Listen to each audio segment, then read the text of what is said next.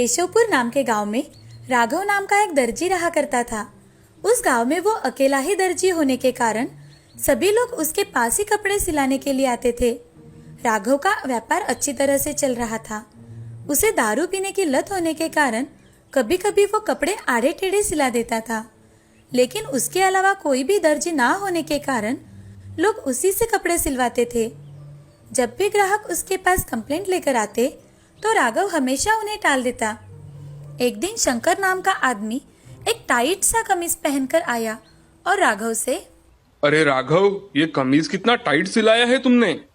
अरे भाई, कमीज तो मैंने बराबर ही सिलवाया है। जब नाप लिया था तब तुम कितने पतले थे, अब देखो कितने मोटे हो गए हो। अब मैं इसका क्या करूं? मेरा टाइम वेस्ट मत करो, जाओ यहाँ से। शंकर वहां से चला जाता है। एक दिन और एक आदमी बहुत ही ढीला कमीज पहनकर राघव की दुकान पर आया और राघव से, राघव, तुमने मेरा कमीज देखो कितना ढीला सिलवाया है। अरे भाई, जब मैंने तुम्हारा नाप लिया था तो सही लिया था। अब तुम दुबले पतले हो गए हो तो इसमें मेरी क्या गलती। अब जाइए भाई साहब यहाँ से। राघव आने वाले हर ग्राहक को कुछ न कुछ कहा करता था। एक दिन गांव में एक औरत बैलगाड़ी पर अपनी सिलाई मशीन और कुछ सामान लेकर आई। उसके साथ एक छोटा बच्चा भी था। वो औरत गांव में आकर राघव के पास जाती है और राघव से, भैया, मेरा नाम राधा है। मेरे पति एक दर्जी थे। उनसे मैंने सिलाई का काम सीखा था। मेरे पति का कुछ दिनों पहले ही निधन हो गया है। बीमारी की वजह से हमें हमारी पूरी जायदाद बेचनी पड़ी। मैं काम की तलाश में यहाँ आई हूँ। मुझे सिलाई का काम आता है और मैं भी आप ही की तरह टेलरिंग का काम शुरू करना चाहती हूँ। मैं नहीं चाहती कि मेरी वजह से आपका कोई नुकसान हो। आप मुझे काम पर रख लीजिए। आप जितनी भी चाहे उतनी तनख्वाह मुझे दे सकते हैं। ना मत कहिए। अरे बहन जी, आप मुझे बता रही हो या धमका रही हो? आपको काम पर रखने की मुझे कोई जरूरत नहीं है। तुम्हें दुकान खोलना है तो खोल लो, मगर याद रखना, औरत के पास कोई कपड़े सिलवाने नहीं आता। कोई भी कैंची पकड़ लेता है और खुद को दर्जी समझने लगता है। राधा वहां से अपने बच्चे के साथ चली गई। उसी दिन से राधा ने एक पेड़ के नीचे ही अपना दर्जी का काम शुरू कर दिया। उसके पास शुरू में कोई गाँव वाला नहीं जाता था। ये देख राघव उस पर हंसता था। एक बार एक औरत उसे कपड़े सीने को दे गई। राधा ने उन कपड़ों को बहुत ही अच्छी तरीके से सिया।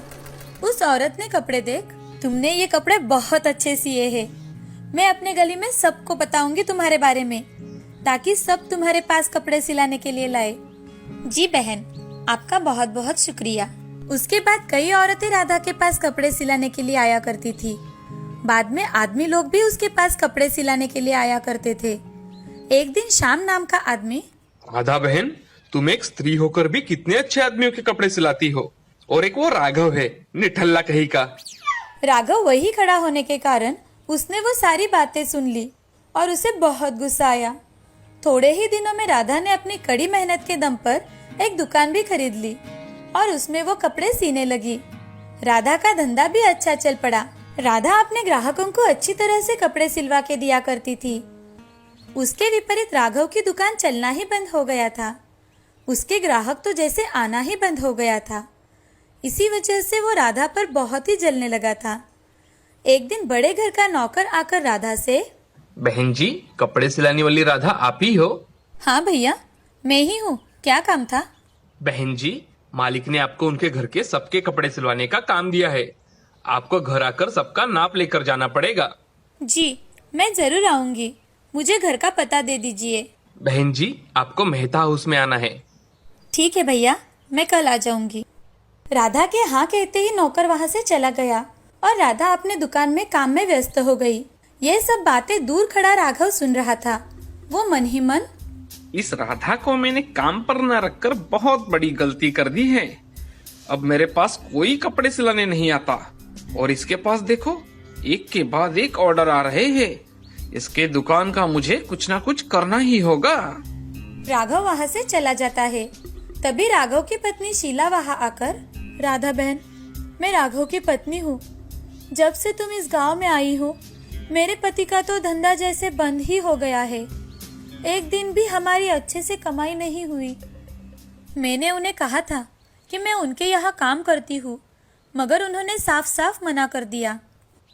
उनसे गलती हो गई राधा बहन, तुम मेरी एक बात मानोगी? हाँ बताओ ना। मेरे पास ये 50,000 रुपये बचे हैं, इसे लेकर तुम यहाँ से चली जाओ, मैं तुम्हारे हाथ जोड़ती हूँ। ऐसा कहकर शीला हाथ जोड़कर रोने लगी। शीला बहन, तुम हाथ मत जोड़ो, मैं ये पैसे लेना तो नहीं चाहती थी, मगर मेरी भी मजबूरी है। मैंने बहुत कठिनाइयों के बाद ये दुकान शुरू की है। अगर मुझे दूसरे गांव जाना है तो मुझे ये पैसे लेने ही होंगे, जिससे मैं दूसरे गांव जाकर अपनी खुद की दुकान शुरू कर पाऊँ। तुम चिंता मत करो, मैं आज ही ये गांव छोड़ के जाऊंगी। राधा ने शीला के हाथों में दुकान की चाबियां दे दी और राधा अपने बेटे के साथ दूसरे गांव चली जाती है। शीला और राधा के बीच की बात राघव को पता ना होने के कारण राघव रात के समय शराब के नशे में धुत राधा की दुकान के पास चला आता है। उसके हाथ में रॉकेल की कैन होती है। वो नशे की हालत में सारी दुकान पर रॉकेल छिड़क कर आग लगा देता है और मजे से देखने लगता है। दुकान धू धू करके जलने लगा था। ये देख गांव वाले और शीला भी वहां पहुंच जाते हैं। आग की लपटें इतनी बढ़ चुकी थी कि पूरा दुकान तहस नहस हो गया था। हाय, लुट गई, बर्बाद हो गई। अरे मैंने बचाए हुए 50,000 रुपए से ये दुकान खरीद लिया था और आपने ही इसे जला डाला। अब हम क्या करेंगे? शीला की सारी बातें सुनकर राघव दंग रह गया। जब उसे सारी बातें पता चली तो उसने अपना माथा पीट लिया। वहाँ खड़े सभी लोगों के समझ में आ गया था कि सारी करी धरी राघव की ही है। फिर लोगों ने राघव को पकड़कर खूब पीटा। इधर राधा दूसरे गांव जाकर कपड़े सिलाकर अपना जीवन अच्छी तरह से बिताने लगी थी। राधा ने एक नई उम्मीद के साथ अपना नया व्यवसाय शुरू किया और लालच के कारण राघव को अपनी दुकान गंवानी पड़ी। इस कहानी से हमें यह सीख मिलती है कि ईर्ष्या और लोभ करने के कारण हम हमेशा अपना ही नुकसान कर देते हैं। इसीलिए जिंदगी में कभी भी लालच नहीं करना चाहिए।